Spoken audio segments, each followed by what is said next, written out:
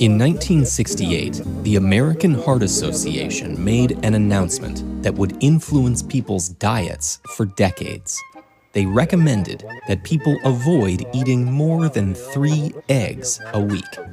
Their reasoning was that the cholesterol packed into egg yolks could increase cardiovascular disease risk. But it turns out that the reality is more complicated. Let's delve into digestion to understand why.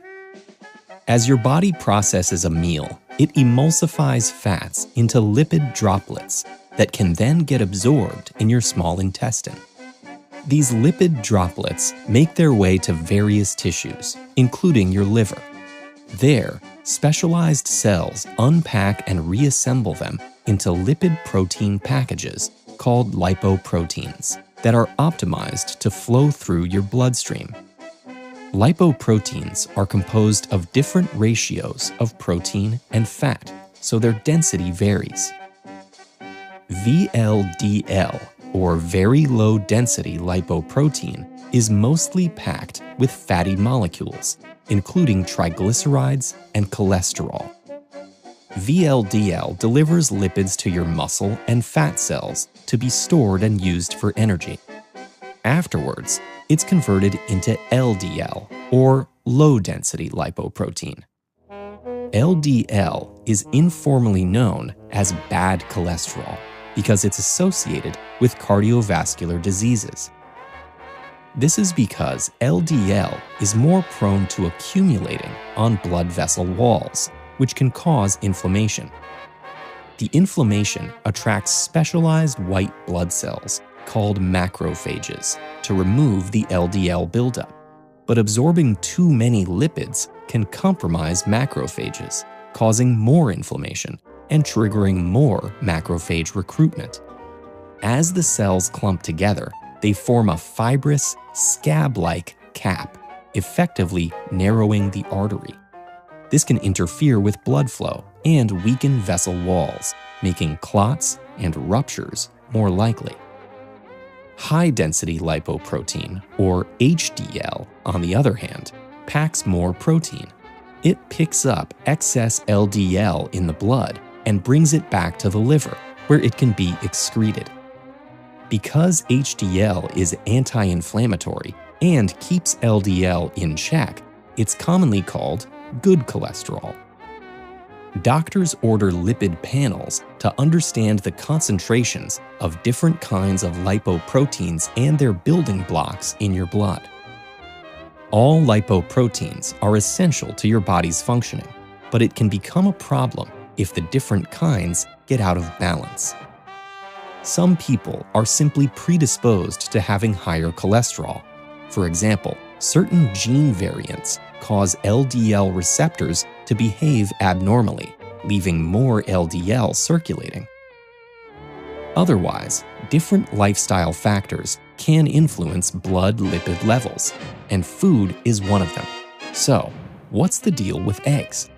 Their yolks are indeed high in cholesterol, which prompted the American Heart Association's 3-egg weekly limit in 1968.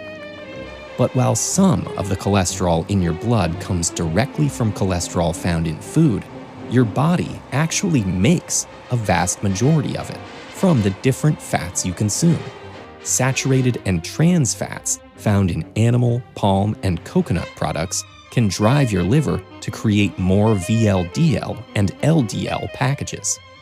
Unsaturated fats, meanwhile, are abundant in foods like fish, nuts, and seeds, and have anti-inflammatory properties that help counteract LDL buildup.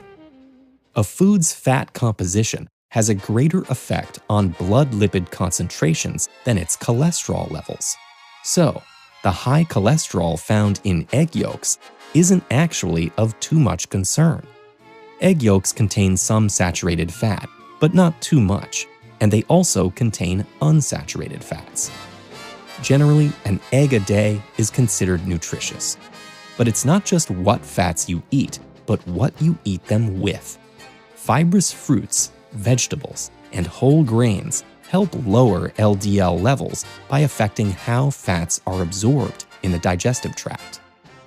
Overall, getting plenty of unsaturated fats and fiber seems to help keep LDL in check. And other activities can also impact lipid levels. It's not yet totally clear why, but resistance training and aerobic exercise can lower LDL and increase HDL. This might be because they use more blood lipids for energy and boost the activity of HDL-producing enzymes. Meanwhile, smoking increases LDL buildup, perhaps by unleashing unstable free radical molecules that damage lipids and vessel walls. But when lifestyle changes don't help to manage cholesterol levels, as can be the case when genetics are at play, we luckily have some pretty effective therapies. Statins are drugs that block a liver enzyme required to produce LDL.